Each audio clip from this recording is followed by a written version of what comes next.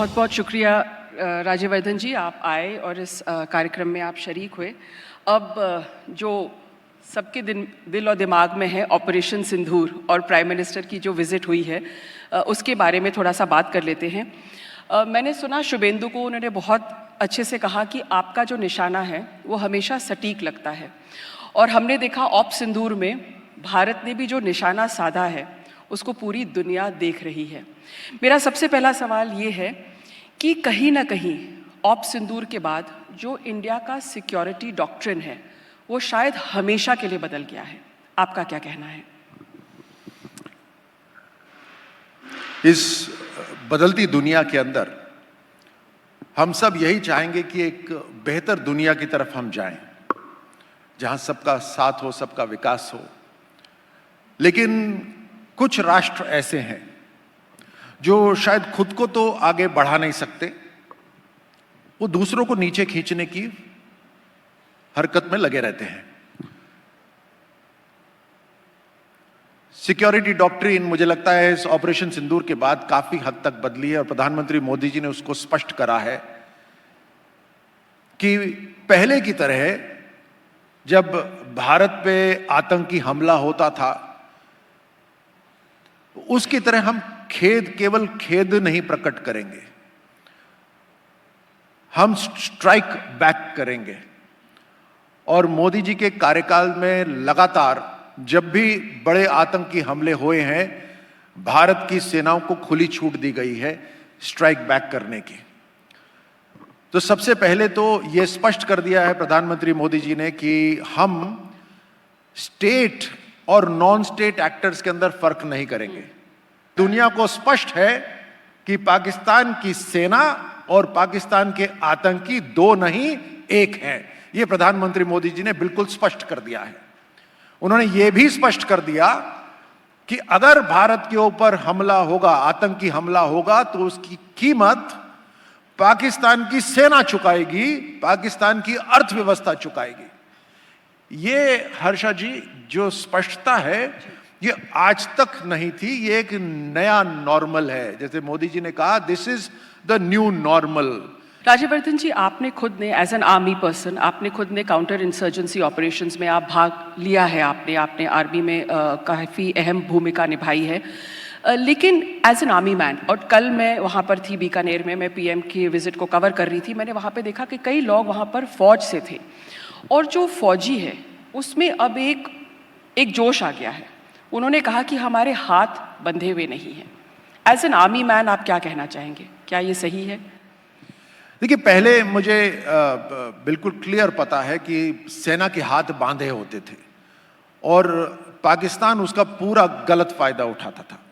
उनकी सरहद पे जो उनके सिपाही होते थे वो तक ललकारते थे भारतीय सैनिकों को और यही कहते थे कि आप वापस पलट के हमला नहीं कर सकते। एक लिमिटेशन थी कि केवल छोटे हथियार ही भारतीय सेना इस्तेमाल कर सकती है। दुश्मन चाहे कुछ भी वहां से फायर करे, छोटे हथियार से ही जवाब दिया जाएगा। इस तरह की पाबंदी पहले की सरकारों ने लगाई हुई थी। मुझे लगता है कि यह बिल्कुल स्पष्ट है। जब अमित शाह जी कहते हैं कि वहां से गोली आएगी तो यहां से गोला जाएगा, उससे बिल्कुल स्पष्ट है कि छोटे हथियारों से नहीं, जिस हथियार का आप दुश्मन इस्तेमाल करेगा उससे दुगने हथियार हम इस्तेमाल करेंगे। इस तरह का जोश आज सेना में आ गया है जब उनके हाथ खोल दिए गए हैं। आज प्रधानमंत्री मोदी जी के जब आप बात सुनते हैं तो उसमें स्पष्ट रूप से दिखाया जाता है कि सेना को, वायुसेना, थल सेना, नौसेना, सबको खुली छूट दे दी गई थी। और बीकानेर में भी प्रधानमंत्री मोदी जी ने यही कहा कि अगर कभी आगे भी कोई आतंकी हमला होगा तो सेना ही समय डिसाइड करेगी, सेना टारगेट डिसाइड करेगी, लेकिन ताकत पूरे भारत की उनके साथ में होगी। ये एक नया रूप है जिससे सैनिकों को बहुत बल मिलता है, उनका हौसला बढ़ता है। हमने देखा है कि काफ़ी चीज़ें जो प्रधानमंत्री जब उन्होंने शुरुआत की, जो वो कह रहे थे, वो इस वाले ऑपरेशन सिंदूर में हमने देखा उनका सफल प्रशिक्षण हुआ है। नॉट सिर्फ हमारी द आर्मी का स्ट्रेंथ, लेकिन मेक इन इंडिया जो इंडिजिनस सिस्टम्स था, अग्निवीर भी मैं पढ़ रही थी पेपर में कि 3000 जो अग्निवीर थी उन्होंने अहम भूमिका निभाई है इसमें। They've put to rest this whole debate about Agniveer. And of course the other thing जो हम देख रहे हैं कि जो मल्टी पार्टी डेलीगेशन जा रहा है, I mean it's an S diplomacy कि आज आप सब पार्टियों के लोगों को लेकर वो भारत का रिप्रेजेंटेशन करेंगे। So it's not just the military strength, it's economic, it's the उन्होंने जो एक्सपेरिमेंट किया है with the Agniveer scheme. And अब हम देख रहे हैं कि एक्चुअली सारे पार्टीज को वो एक टेबल पे ले आए हैं। ये जो अलग अलग सांसद की एक टीम बनाकर अक्रॉस पार्टी लाइंस इनको अलग अलग देशों में भेजा जा रहा है, ये प्रधानमंत्री मोदी जी की अंतर्राष्ट्रीय रणनीति का एक हिस्सा है, इंटरनेशनल डिप्लोमेसी का एक हिस्सा है, जहां पर हम प्रूफ के साथ, सबूत के साथ बताएंगे कि एक बार नहीं अनेकों बार पाकिस्तान ने आतंकी हमले करे हैं, सिविलियंस को टारगेट करा है। कई उदाहरण है उसके, चाहे मुंबई हो या अलग अलग स्थान हो, चाहे गांधीधाम हो, गांधीनगर में जो हमला करा, अनेकों उदाहरण है इसके। और Pakistan is the only industry working in Pakistan is the industry of terror. Terrorism की फैक्ट्री लगा रखी है पाकिस्तान ने। ये दुनिया को बताना आज बहुत जरूरी है कि ऐसा आतंकी देश केवल भारत के लिए खतरा नहीं है, बल्कि दुनिया के लिए खतरा है। बहुत बहुत शुक्रिया, आप एनडीटीवी के मंच पे आए और आपने मंच को साझा किया। पहले सेशन की शुरुआत करते हुए आगे बढ़ते हैं और सबसे पहले आज के खास पैनल में हमारे साथ नीरज कुमार जी हैं। नीरज जी, हम बात जब शिक्षा के क्षेत्र की करते हैं, हम शिक्षा की बात करते हैं, तो एजुकेशन सिस्टम को आप कैसे देखते हैं और कितना बड़ा बदलाव इसमें होने की गुंजाइश नजर आती है? क्या क्या चीज़ें इसमें होने की संभावनाएं अभी आपको दिखाई देती हैं? जहाँ तक एजुकेशन सिस्टम की बात है, आजकल का एजुकेशन सिस्टम बहुत ही डायनामिक है, बहुत जल्दी चेंजेस हो रहे हैं, इंडस्ट्री की रिक्वायरमेंट बदल रही हैं, स्किल डेवलपमेंट हमारे देश में अलग अलग तरीके से, अलग अलग इनोवेटिव मेथड से किया जा रहा है। तो एजुकेशन सिस्टम को अगर बेहतर बनाना है तो ये दो गैप, स्किल डेवलपमेंट और इंडस्ट्री रिक्वायरमेंट के गैप को अगर हम कवर करेंगे और अच्छे से अपने स्टूडेंट्स को तैयार करेंगे तो ये एक बेहतर सिस्टम बन सकता है। मैं इसमें प्रदीप जी को जोड़ रहा हूँ। प्रदीप जी, एक चीज़ की, एक आदर्श एजुकेशन सिस्टम कैसा हो जिसकी हम कल्पना करते हैं? बहुत सारी चीज़ें समय के साथ बदलाव होती हुई दिखाई दे रही हैं, लेकिन आइडियल एजुकेशन सिस्टम कैसा हो? जब भी हम 10+2 के बाद की एजुकेशन की बात करते हैं तो हमें ये देखना चाहिए कि ये वो एक पीरियड ऐसा होता है जहाँ स्टूडेंट अपने करियर को नए आयाम देता है, वो अपनी जो प्रतिभा है उसको पहचानता है, अपने बलबूते वो कुछ ऐसा चेंज करना चाहता है जहाँ वो सोसाइटी को बदल सके या सोसाइटी को कहीं बेनिफिट दे सके। तो क्या हमारा एकेडमिक इंस्टीट्यूशन वो सब सपोर्ट सिस्टम उसको प्रोवाइड करने के लिए तैयार है, जहाँ स्टूडेंट को ये लगे कि अगर मेरा रुझान किसी कला वर्ग की तरफ है तो मुझे यूनिवर्सिटी या इंस्टीट्यूशन या कॉलेज के अंदर क्या कला के लिए कुछ मिलेगा सीखने के लिए? अगर उसका रुझान कोई इनोवेटिव आइडिया के लिए है या प्रोजेक्ट के लिए है तो उसके लिए क्या कॉलेज मुझे सपोर्ट कर रहा है? तो मैं बताना चाहूँगा यहाँ पर कि जब हम एक आइडियल एजुकेशन इंस्टीट्यूशन की बात करना चाहते हैं तो वो एक आइडियल हो सकता है एक स्टूडेंट के लिए अगर हम नई शिक्षा नीति की बात करें जहाँ पर ये सभी आयाम पूरे तरीके से खोल दिए गए हैं और जो भी स्टूडेंट जिस भी आप इंटरेस्ट ग्रुप को आप मान के चलें उसको ले सकता है और अपने लिए डिग्री अपनी डिज़ाइन कर सकता है, आज की तारीख में अपने हिसाब से इलेक्टिव कोर्सेज ले सकता है। आप समझ के चलिए कि जब इंस्टीट्यूशन से इस तरह से अंडर ग्रेजुएट या पोस्ट ग्रेजुएट डिग्री करने के बाद स्टूडेंट अपनी सोसाइटी में अपने पैरों पर खड़ा होता है तो वही एक सिंबल है उसकी सफलता का और इंडस्ट्री उसको एक्सेप्ट कर रही है अपने यहाँ या नहीं, ये एक पैमाना है। अगर ये सभी चीज़ हमारी सेटिस्फाई होती है तो हम कह सकते हैं कि हाँ, हम एक आइडियल इंस्टीट्यूशन की तरफ बढ़ रहे हैं। कैसे हम बच्चों को हम ऐसी शिक्षा दें कि वो नौकरी वाला जो सवाल है ना, वो संकट उनके दिमाग से निकल जाए, और जॉब के लायक होने वाली, क्योंकि घर वाले भी पूछते हैं कि भाई आपने पढ़ लिए लेकिन जॉब के लायक कैसे हो, तो वो जॉब के लायक होने वाली बात कैसे पूरी होगी? बहुत ज़रूरी है ये समझना कि एक समय था जब एम्प्लॉयबिलिटी एक शब्द था जिसमें हम डिग्री लेते थे और मार्केट में नौकरियां होती थी, और हम उस डिग्री के साथ जब जाते थे तो हमें नौकरी बहुत आसानी से मिल जाती थी। आज का जो दौर है उसमें सिर्फ डिग्री मायने नहीं रखती है, डिग्री से कहीं ज़्यादा इम्पॉर्टेंट है कि बच्चा किस तरीके से अपने आप को अपस्किल कर रहा है, कितने लेवल्स पे अपस्किल कर रहा है। ये जानना, ये समझना सिर्फ स्टूडेंट के लिए नहीं, एक इंस्टीट्यूशन के लिए, पेरेंट्स के लिए, ऑर्गेनाइजेशंस के लिए, सब के लिए बहुत ज़्यादा ज़रूरी है। आज मैं देखती हूँ हमारे यहाँ पर स्किल डेवलपमेंट सेल है, हमारा ट्रेनिंग एंड प्लेसमेंट सेल है, जहाँ पे हम ना सिर्फ बच्चे का एक स्टूडेंट का टेक्निकल स्किल पे काम करते हैं, जहाँ पे वो डिजिटल लिटरेसी सीखता है। आजकल बहुत सारे ऑर्गेनाइजेशंस, कंपनीज ऐसे आते हैं जो कहते हैं कि हमें बीटेक स्टूडेंट चाहिए, लेकिन उसके अंदर मार्केटिंग और ह्यूमन रिसोर्स क्वालिटीज़ होने चाहिए। बहुत सारे ऐसे नॉन टेक्निकल ऑर्गेनाइजेशंस आते हैं जो कहते हैं कि हमें डेटा एनालिटिक्स चाहिए ह्यूमन रिसोर्स के स्टूडेंट में, हमें बीबीए के साथ पावर बीआई चाहिए, हमें टैब्लू चाहिए। तो ये वो स्किल्स हैं जो आज सिर्फ एक दायरे में नहीं है कि सिर्फ एक टेक्निकल पढ़ने वाला ही स्टूडेंट इन्हें पढ़ेगा।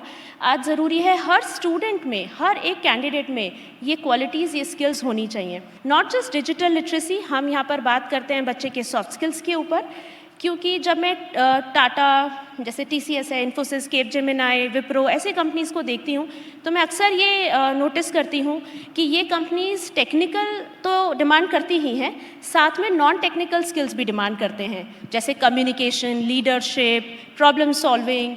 बहुत ज़रूरी है कि बच्चा सिर्फ स्किल्ड ना हो, वो टेक्निकली, नॉन टेक्निकली स्ट्रॉन्ग हो और उसके अंदर एक कंटिन्यूअस लर्निंग की हैबिट डेवलप हो, जिसके लिए काउंसलर्स का रोल जगह जगह पर बहुत इंपॉर्टेंट है। बहुत शुक्रिया आप तीनों ही खास मेहमानों का। इस पहले पैनल के अंदर आप हमारे तीनों खास मेहमान जुड़े, जिनसे हमने शिक्षा के क्षेत्र में क्या बड़े बदलाव हो सकते हैं, कैसे आप स्कूलिंग को बेहतर कर सकते हैं, अपने बच्चों के भविष्य को बेहतर बनाने के लिए क्या काम कर सकते हैं, हमने इस पर बात की। कुसुम जी, बहुत स्वागत आपका NDTV के इस कार्यक्रम में। और हमारा सौभाग्य भी है कि राजस्थान में जिस तरह से, खासतौर पर जयपुर में अगर बात करें, तो दोनों जो महापौर हैं वो महिला हैं, और उससे पहले भी हमने जिस तरह से इस पिछला जो कार्यक्रम किया था उसमें सौम्या जी आई थी। आपका बहुत स्वागत। और आपकी शुरुआत की अगर बात करें तो एक पार्षद के रूप में आपने शुरुआत की, दूसरी बार आप पार्षद बनी, और पहली बार ऐसा हुआ जयपुर में जब आपको महापौर चुना गया तो कांग्रेस के बहुत सारे सांसद, शायद 8 या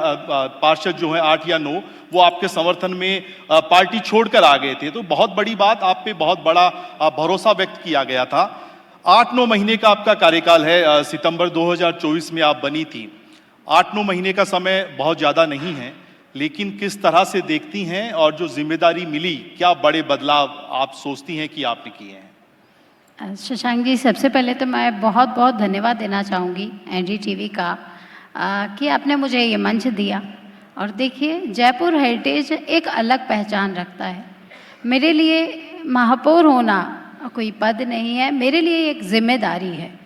ये कोई शो ऑफ करने की चीज़ नहीं है। मुझे लगता है कि अगर आपको चांस मिला है तो आपको इस जयपुर के लिए, इस देश के लिए कुछ करना चाहिए। उन्हीं सबको लेकर जयपुर हेरिटेज नगर निगम आगे कदम बढ़ा रहा है। हम बहुत सारे आयामों में लाइक पार्किंग, जो हमारे यहाँ हेरिटेज बिल्डिंग्स हैं उनके संरक्षण के लिए, यहाँ की जो जनता क्या चाहती है, क्या कल्चर हमारा है, उस सबको हम साथ लेके चलने के लिए हेरिटेज नगर निगम पूरी तरह तैयार है। कई नवाचार और कई महिलाओं के लिए योजना, बालकों के लिए योजना हेरिटेज नगर निगम अब लेके आ रहा है। माना कि कार्यकाल छोटा है, लेकिन मैं ये मानती हूँ कि आपको जितना मौका मिला है, जितना आपको चांस मिला है, उसमें अपना 100% दीजिए, ताकि आने वाली पीढ़ियाँ आपको याद रखें। और चलिए अब सेकंड सेशन जो है, जो दूसरा पैनल है, उसमें अब आगे बढ़ते हुए हमारे जो खास मेहमान हैं उनसे अब सवालों का सिलसिला शुरू करते हैं, उनसे जवाब लेंगे, जानेंगे कि कैसे चीज़ें राजस्थान के अंदर बेहतर हो रही हैं, नई संभावनाएं कैसे राजस्थान के अंदर दिखाई दे रही हैं। और इसके लिए सबसे पहले वैभव जी शुरुआत आपसे ही कर रहा हूँ। वैभव जी, एक चीज़ के रेस पावर इंफ्रा अभी करंट फोकस किस चीज़ पर किया जा रहा है? राजस्थान जब तेज़ी के साथ आगे बढ़ रहा है तो उस बढ़ते राजस्थान में क्या योगदान और क्या आप नई तस्वीर देख रहे हैं? तो हमने शुरुआत तो की थी सोलर पावर से, और सोलर पावर वाइल वो अभी भी बहुत मेजर पार्ट है हमारे बिजनेस का। इंडिया में रिन्यूएबल एनर्जी जिस तरह से तेज़ी से बढ़ा है in the last few years, I think आगे अगले 5 से 10 साल में उससे ज़्यादा तेज़ी से बढ़ता दिख रहा है हमें बेसिकली। तो इसमें हमने जिस तरह से ग्रोथ की थी इन द लास्ट 2-3 ईयर्स, हम देख रहे हैं कि इन द नेक्स्ट 5 ईयर्स हमारा प्लान है कि उससे तेज़ी से ग्रो करें, जिसमें राजस्थान का बहुत ज़्यादा रोल रहेगा हमारी ग्रोथ पे भी। हम राजस्थान में ही आज के डेट में करीब 1 गीगावाट के प्रोजेक्ट्स पे काम कर रहे हैं, जो ऑन साइट प्रोजेक्ट्स हमारे एग्जीक्यूट हो रहे हैं, जो अगले 6 से 12 महीने में कमीशन भी हो जाएंगे। और उसी के साथ साथ हम another 2 to 3 gigawatt already plan कर रहे हैं इन द नेक्स्ट 2-3 ईयर्स, और उससे ज़्यादा हम प्लान करेंगे in the next 6 to 7 years. Solar में अब ये हो रहा है कि सोलर पावर जो होता है वो जनरली दोपहर के टाइम ही बहुत ज़्यादा जनरेट होता है। अब यूसेज ऑफ पावर जो होती है वो दिन में और शाम या रात में भी बहुत ज़्यादा है, पीक पावर जिसे हम कहते हैं। तो अब ये हो रहा है कि जो जनरेशन टाइम जो है पावर का और जो यूसेज टाइम है वो भी शिफ्ट हो रहे हैं।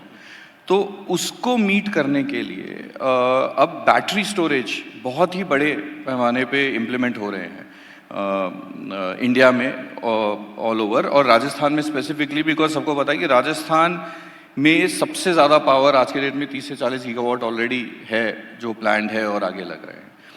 और इसमें ये भी हो रहा है कि जो ग्रिड राजस्थान में ऑलरेडी लगे हुए हैं, जो सेंट्रल ट्रांसमिशन यूटिलिटी ने लगा रखे हैं, उसे ऑप्टिमाइज तरीके से यूज़ करने के लिए अब बैटरी स्टोरेज की प्लानिंग इस तरह से हो रही है कि वो उसी ग्रिड को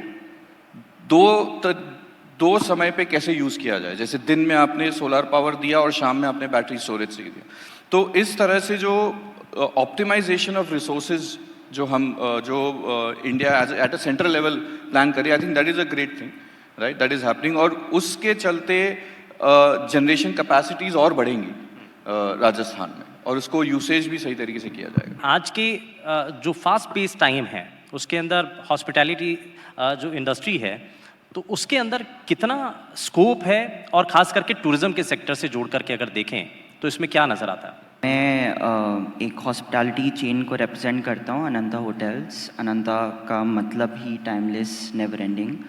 तो हमारा फोकस 3 क्षेत्रों में है। एक तो वेडिंग्स, वेलनेस और वाइल्ड लाइफ।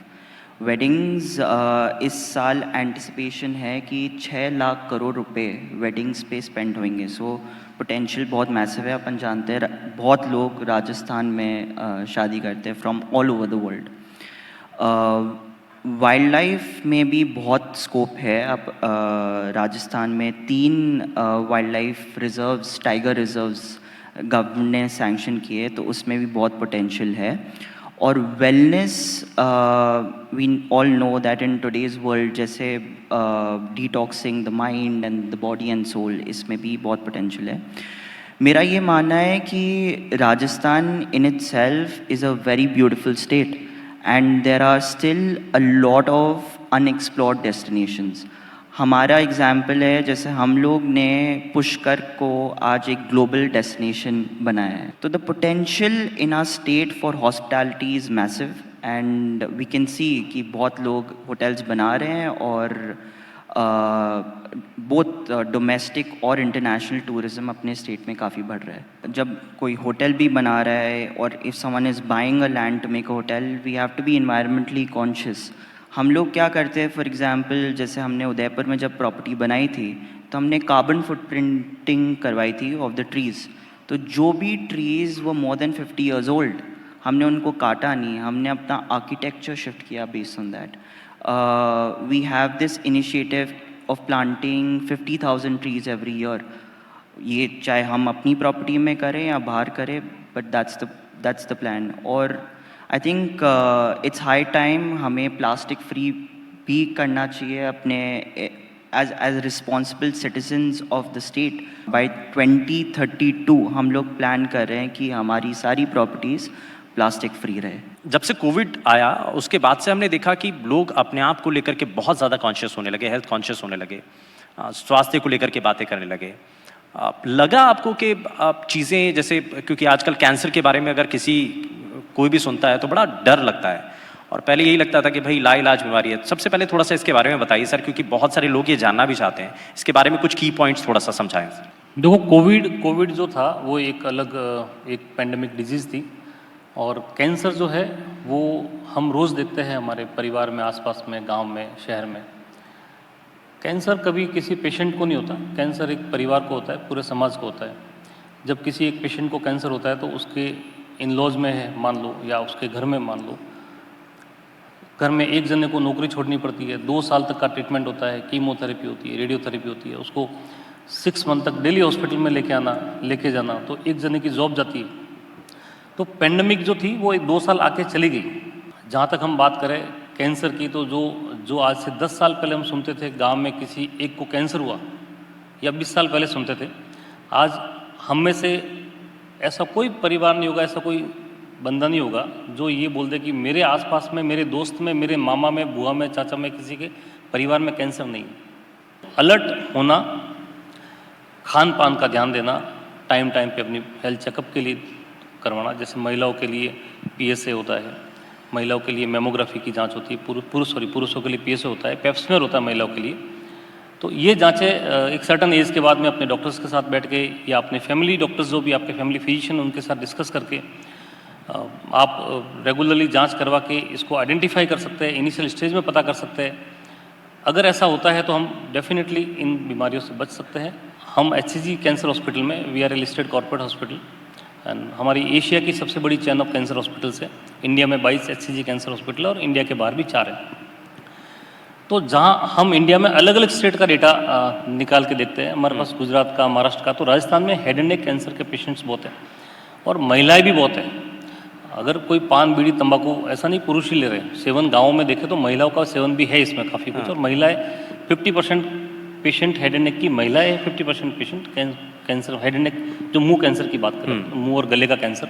एक ऐसी शख्सियत से आपको मिलवाने जा रहे हैं जिनके बारे में कहा जाता है कि जब गाना हो या खड़ताल बजाना, स्तुति हो या फिर भजन गाना, रेतीले धोरों पर अगर किसी को सुरों के समंदर में गोते लगाने हैं तो याद किया जाता है समंदर खान जी को. और ऐसी शख्सियत जो हैं वो हमारे साथ मौजूद हैं. एक बार तालियों के साथ समंदर जी का स्वागत कर दीजिए.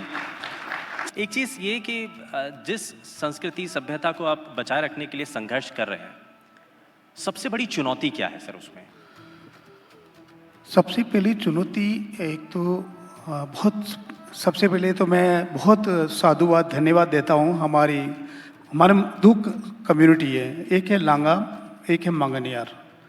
लांगा कम्युनिटी है, उनके जो जजमान है वो सिंधी सिपाही मुस्लिम है. हम हैं मुस्लिम, लेकिन हमारे जजमान हिंदू है.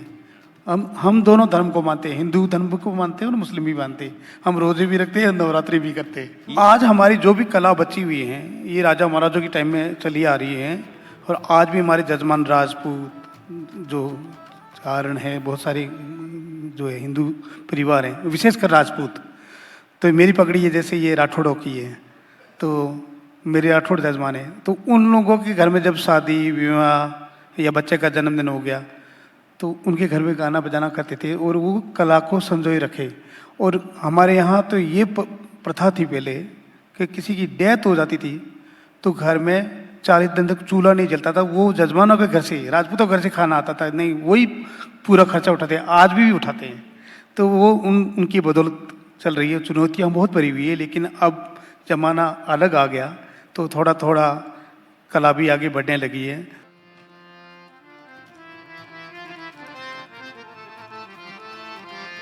प्रचार प्रसार में आगे, मुखर पत्रिका में ध्यान,